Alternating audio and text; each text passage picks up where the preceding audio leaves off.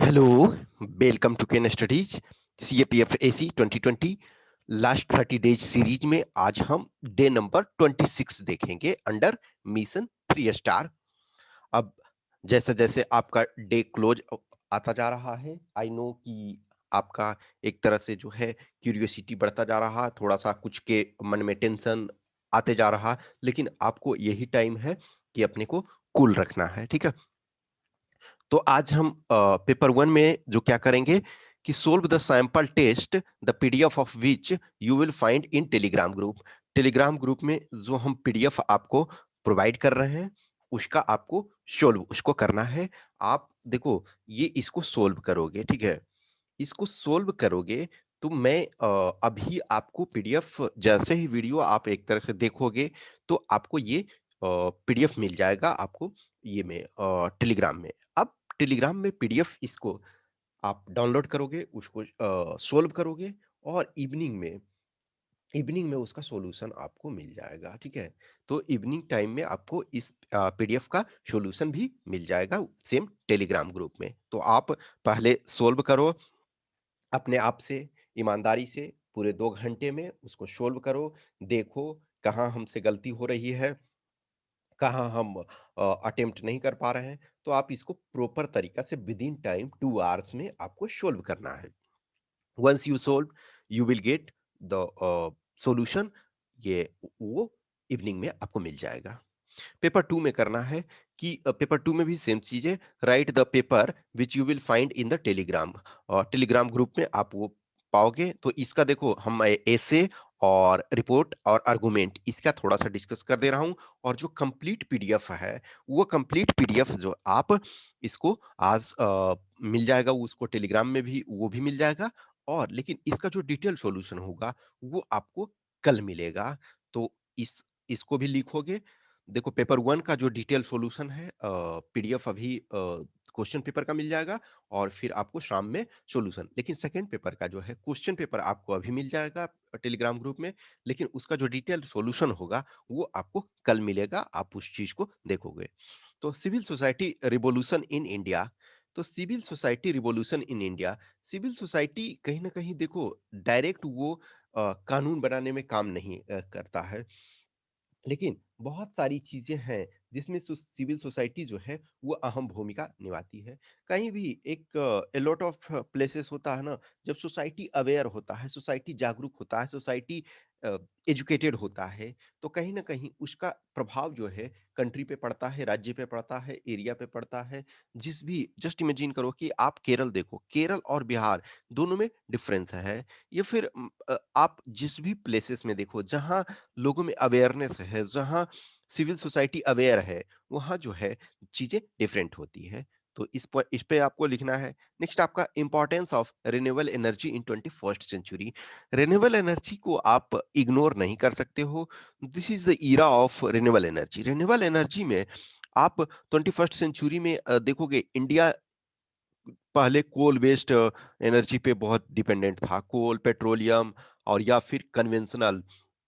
गाँव वगैरह में आज से 10 इयर्स पहले ही जाओ, और 20 इयर्स एक तरह से बहुत ज़्यादा हो जाता है, तो लोग काऊ डंग से आप खाना बनाते थे। आज गाँव में एटलीस्ट मेजॉरिटी ऑफ पीपल के सारे गाँव में ये सिचुएशन नहीं है, लेकिन मैं समझता हूँ, मैं अपने गाँव में देखता हूँ, तो मेजॉरिटी ऑफ जो हाउसेस हैं, भले वो 100% गैस पे नहीं बनाते हैं, एलपीजी पे नहीं बनाते हैं, चूँकि क्या होता है कि गाँव में सपोज़ कुछ के पास काऊ डंग्स भी यूज़ अभी भी करते हैं, लकड़ी का यूज़ करते हैं, या फिर जो पराली भी कुछ यूज़ करते हैं कुछ चीज़ों में।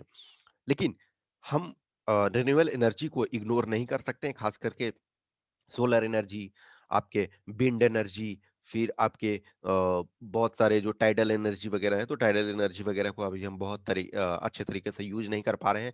लेकिन विंड एनर्जी और सोलर एनर्जी और स्मॉल हाइडल एनर्जी, ठीक है? तो ये सब आपके रिन्यूएबल में आते हैं, तो ये बहुत अहम भूमिका निभाने वाले हैं। The importance of renewable energy in 21st century.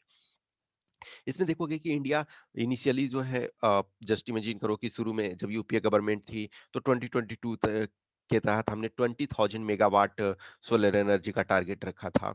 लेकिन जैसे ही ये गवर्नमेंट आई तो उसने 20 को 1 लाख मेगावाट कर दिया, यानी कि टोटल 175 गीगावाट जो है 175 गीगावाट रिन्यूएबल एनर्जी का टारगेट रखा 2022 तक। लेकिन ऑब्वियसली है ये टारगेट अचीवेबल अभी फिलहाल नहीं है। लेकिन जो फिर प्राइम मिनिस्टर ने इसको डबल कर दिया, यानी कि 350 गीगावाट का हमें टारगेट रखना है 2022 नहीं, वो आगे कमिंग डेज में। नेक्स्ट है, what kind of crisis is India facing, moral और इकोनॉमिक।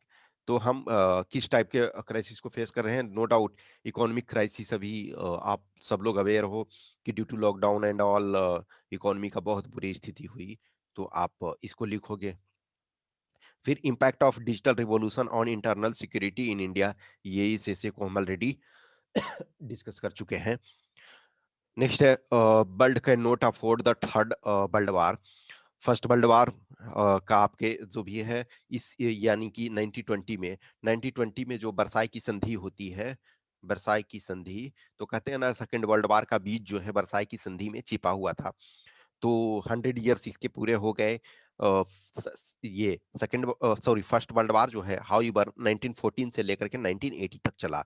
लेकिन 1920 में जो बरसाई की संधि होती है, कहा जाता है कि उसमें जर्मनी को बहुत बुरी तरीके से ट्रीट किया गया और उसी में आपका सेकंड वर्ल्ड वार के बीच छिपे हुए थे। लेकिन क्या सेकंड वर्ल्ड वार हुआ? सेकंड वर्ल्ड वार हुआ, वो हुआ। उसके बाद भी क्या दुनिया शांति से बैठ रही है? नहीं। तो ये चीजें हैं कि world can not afford the third world war, क्योंकि जापान एक दुनिया का एकमात्र ऐसा कंट्री है जिसने न्यूक्लियर वेपन का डायरेक्ट अटैक झेला, और वहां के लोग, हिरोशिमा और नागासाकी के लोग आज भी उस त्रासदी में जी रहे हैं। और जो हिरोशिमा और नागासाकी पे जो बम गिराया गया उसके इस बार 75 ईयर्स हुए। तो 75 साल उस चीज के पूरे हो गए उस टाइम के। उसके बाद दुनिया जो सेकेंड वर्ल्ड वार दुनिया ने फेस किया उसके भी 75 साल पूरे हुए, जो उसका एंड का 1945 में ही बॉम्ब गिराया गया, 1945 में ही सेकेंड वर्ल्ड वार जो एंड हुआ, तो 75 ईयर्स पूरा हुआ। तो कहीं ना कहीं ये टॉपिक जो है काफी इंपॉर्टेंट होता है। नेक्स्ट है, nothing is permanent, everything is subject to change. ये आपका फिलोसफिकल ऐसे है कि कुछ भी परमानेंट नहीं है, चीजें चेंजेज होते रहती हैं। आपके जो कहते हैं ना कि एक बच्चा जो है वो बड़ा होता है, बड़े बूढ़े होते हैं और बूढ़े दुनिया को छोड़ जाते हैं। उसी प्रकार से कंट्री के केस में भी होता है कि चेंजेज होता है, everything is subject to change. अब जस्ट इमेजिन करो कि इंडिया, आप आप अपने ही जो मान के चलो हर लोग जो एग्जाम दे रहे हो 20+ ईयर के हो, यदि आप अपने बचपन से कंपेयर करते हो तो दुनिया बहुत आगे निकल चुकी है। आपके इन्वायरमेंट, आपके सराउंडिंग, आपकी लाइफ, आपके बिहेवियर, आपके पेरेंट्स, सब में चेंजेज आए हैं। तो जो है कि nothing is permanent, everything is subject to change. ये फिर आपका जो आर्गुमेंट टॉपिक है, military spending in India should be increased. तो इंडिया अभी जो है टू होस्टाइल नेशंस को, जो न्यूक्लियर कैपेबल होस्टाइल नेशंस को फेस कर रहा है, चाइना एंड पाकिस्तान। उसके बाद कहीं न कहीं जो चीज़ें हैं, हम एज़ ए वर्ल्ड पावर बनना चाहते हैं, तो हमें मिलिट्री एक्सपेंडिचर वो बढ़ाना चाहिए। लेकिन India at the same time एक सॉफ्ट पावर के लिए जाना जाता है, हम अपने कल्चरल हेरिटेज के लिए जाने जाते हैं, तो ये सारी चीज़ों को फिर हमारे पास जो बहुत सारी प्रॉब्लम्स हैं, हमें उनको भी ध्यान देना चाहिए। नेक्स्ट है, India should not just be a silent Spectator in global politics. तो ये मोर और लेस देखो, ये टॉपिक काफ़ी एक दूसरे से क्लोज हैं, लेकिन इसका डायमेंशन अलग है और इसका डायमेंशन आपका अलग है, ठीक है? तो ये नेक्स्ट आपका जो है right report on this topics, तो ये है 107th इंडियन साइंस कांग्रेस और चीफ ऑफ डिफेंस स्टाफ। तो ये लिखोगे, ये पूरा आपका जो कंप्लीट पीडीएफ है जो क्वेश्चन का है, वो आपको टेलीग्राम ग्रुप में मिल जाएगा। और इसका जो सॉल्यूशन होगा, सॉल्यूशन इसका हम कल देंगे। पेपर 1 वाला का सॉल्यूशन जो है आज इवनिंग में मिल जाएगा और पेपर 2 का जो सॉल्यूशन है वो आपको कल मिलेगा, ठीक है? तो जो भी है आप चीज़ों को लिखें, प्रैक्टिस करें, और अब अननेसेसरी पेन टेंशन लेने की ज़रूरत नहीं है, ठीक है? कुछ भी क्वेश्चंस क्वेरी है तो कमेंट बॉक्स में आप डालें, या फिर हमें व्हाट्सएप नंबर पे 8527146498 पे संपर्क करें, या फिर हमें इस टेलीग्राम नंबर पे 7404909669 पे संपर्क करें। जिन्हें भी टेस्ट देना है वो केन स्टडीज पे जाकर टेस्ट दे सकते हैं। Okay, thank you.